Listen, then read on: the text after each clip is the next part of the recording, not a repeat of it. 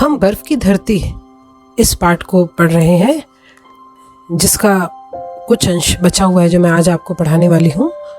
इसमें हम देख चुके हैं कि यह एक यात्रा वर्णन है और इसकी पाठ की लेखिका जो है कृष्णा सोबती, ये लद्दाख की यात्रा पर निकलती हैं, जहाँ वो ऊंचे ऊंचे निर्मल आकाश और नीचे बर्फ़ से ढकी हुई धरती को देखती है।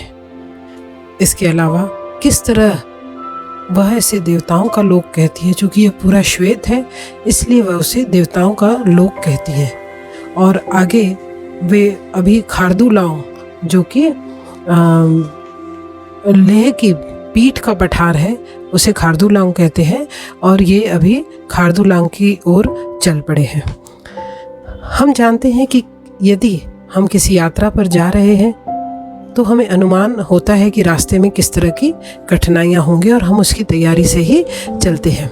इसके अलावा पर्यटन से पर्यटकों का ज्ञान बढ़े, पर्यटनों का रास्ता खुशी खुशी कटे तथा पर्यटन स्थल की पूरी जानकारी पर्यटकों को हो सके, तभी पर्यटन का उद्देश्य पूरा हो सकता है। और इस तरह पर्यटन जो है वह आगे भी दूसरे लोगों के मार्गदर्शक हो सके, इसका भी हमें पूरा ध्यान होता है। तो इस तरह यहाँ पर लेखिका जो है वो लेह लद्दाख की ओर चल पड़ी है और आगे हम इसी पाठ को पढ़ेंगे।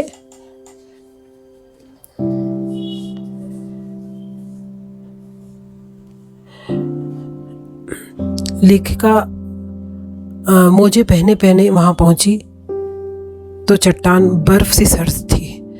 चट्टान की खोल में 2 कैलेंडर, माँ दुर्गा और लक्ष्मी, इन दोनों के बर्फ में ही खोसे हुए हैं। खारदूलांग की तेज हवाओं में न जाने कैसे टिके हैं। हमने विस्मय से कहा, यह तो हवा में उड़ जाते होंगे।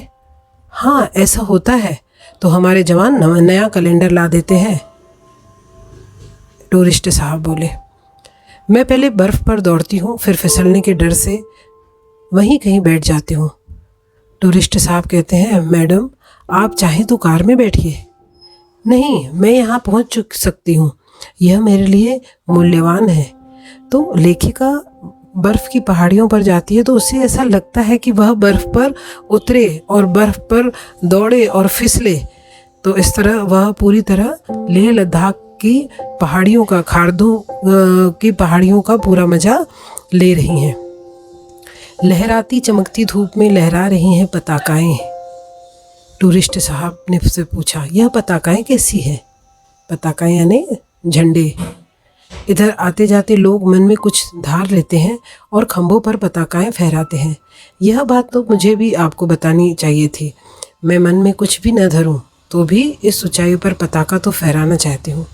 मुझे इस बात को सोच सोच कर परेशानी हो रही है, इतनी कि लगता है कि इसके लिए दोबारा आना होगा। हम तीनों ने खाने के पैकेट खोले।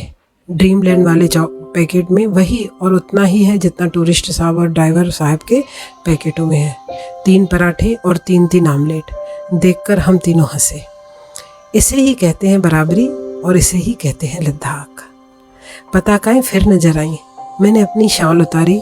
मन में तय किया कि मैं इसे यहाँ लहरा कर ही जाऊँगी। ऐसा न हुआ तो मुझे एक बार फिर वहाँ आना होगा। मैंने शॉल आगे लिया।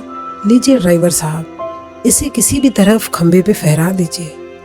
मैडम गर्म शाल भारी है, टिकेगी नहीं, हवा में गिर जाएगी। कोई बात नहीं, गिरेगा तो भी इस बर्फीले ग्लेशियर पर, उज्जवल बर्फ पर। सुनकर दोनों हंसे। आप ऐसी करेंगी ही तो शॉल उठाने के लिए हमें फिर यहाँ आना पड़ेगा। मैं पताका को लेकर गंभीर थी। मैंने सुनहरी गोट वाली हल्की फुल्की ओढ़नी उन्हें पकड़ा दी और शाल ओढ़े इंतजार करने लगी कि कब वह पताका बनकर ऊपर पहुंचे।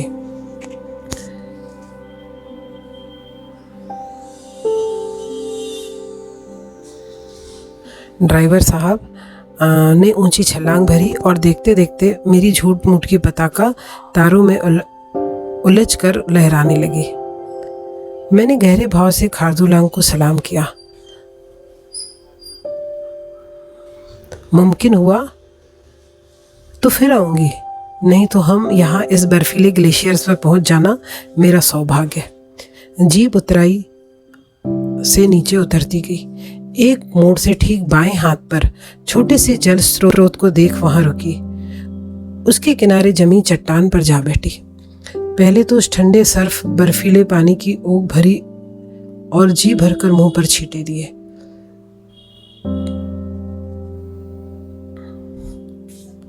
पानी पिया और फिर उसमें पांव डालने को हुई, पर अपने को रोक लिया। इतने ठंडे जल में पांव नहीं। कुछ देर और, काश कुछ देर और बैठ सकती। एक और ख्याल कौंधा। पन्ने पर यह लिखकर ग्लेशियर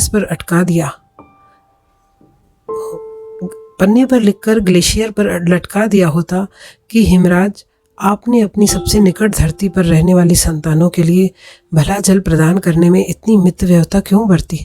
आप तो जल के स्रोत हैं। रात एकाएक नींद खुली। लगा कमरे में किसी ने टार्च फेंकी हो। खिड़की से अंदर आती चांदनी का प्रकाश था, इतना स्वच्छ कि ऊपर ओढ़े हुए कंबल के अलग अलग रंग दिखने लगे। आकाश खिड़की को घेरे है और कांच पर झुका है चांद का मुखड़ा।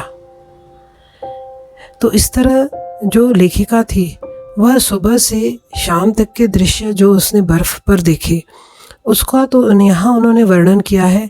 लेकिन देखिए रात भी वहाँ की कितनी साफ और स्पष्ट और कितनी सुहानी है, इस बात को लेखिका यहाँ पर बता रही हैं। भला मैं आज ही यहाँ से क्यों चली जा रही हूँ? मेरा दिल्ली पहुँचना जरूरी न होता तो दिन के बाद पैगोंग झील देखती। करवट लेने को ही थी कि उठकर खड़ी हो गई। सोने को तो प्लेन में भी सोया जा सकता है। घड़ी देखी 3:30। शाल ओढ़ा, टार्च ली और कमरे के कबाड़ भिड़ा दिए और सीढ़ियों से नीचे उतर गई। खुले में टहलते हुए सोचने लगी। अपने में गहरा पारदर्शी सन्नाटा, जैसे वह ऊपर के सितारों की लौ में अपने अंधेरे में जगमगा रहा हो। नीचे दिल्ली में अपने जीने की दुनिया में अलग वह चांद, वह तारे, यह धरती और सामने बिरछिट सर्किट हाउस की ओर आती सड़क, जैसे धरती को आकाश से मिलाने वाली पगडंडी हो। उस पर भी क्यों न चल लिया जाए लेह की इस प्रभात बेला में। तो रात को 3 बजे, 3:30 बजे लेखिका वहाँ के सुनहरी रात को देखकर इतना आकर्षित हुई कि उसने अपनी नींद छोड़ी और वह रात का सुहाना माहौल देखने के लिए बाहर अपने कमरे से निकल गई और बाहर खुले मैदान में अभी थी। फाटक खोलने के लिए हाथ बढ़ाया, घड़ी देखी। कुछ देर रुकना ठीक होगा। मैं अब सड़क पर चल रही हूँ। लेह को घेरे हुए पथरीली श्रृंखला को देख रही हूँ। खामोशी में अपने पैरों की आहट सुन रही हूँ। अंतर में ऐसा भास हो रहा है कि अमृत बेला में जो घट रहा है वह पहली बार है और शायद अंतिम भी। याद हो आई बौद्ध प्रवचनों की 2 पंक्तियाँ। अरे जो भी देखो ऐसा देखो जैसे जीवन में पहली बार देख रहे हो, फिर ऐसे देखो जैसे जीवन में अंतिम बार देख रहे हो। वही बुद्ध के कमंडल में उदय होती उषा को मानो पहली बार देख रही हूँ अंतिम बार भी, जैसे हिमालय के पीछे से फैलाए लालिमा को हमेशा पूर्वजों ने देखा था। स्थल पर सिर्फ चट्टानें, ऊंचे पहाड़ और आकाश की ओर जाती चढ़ाई के अलावा और कुछ नहीं। तो इस प्रकार लेखिका ने लेह लद्दाख पर्यटन स्थल का बहुत ही खूबसूरती से वर्णन किया है। एक एक दृश्य को उसने पूरी सजीवता से अपनी लेखनी में उतारा है और वास्तव में ऐसा लग रहा है कि हम आज लेह लद्दाख के पहाड़ों के बीच हैं। तो लेखिका ने यहाँ दिन के प्रकृति का वर्णन, वहाँ के ग्लेशियर, वहाँ के पहाड़, वहाँ के बर्फीले वादियों का वर्णन किया है और रात में कैसी चांदनी रात है उसका भी बहुत ही बखूबी से वर्णन किया है। तो इस प्रकार यह पाठ यहीं समाप्त होता है।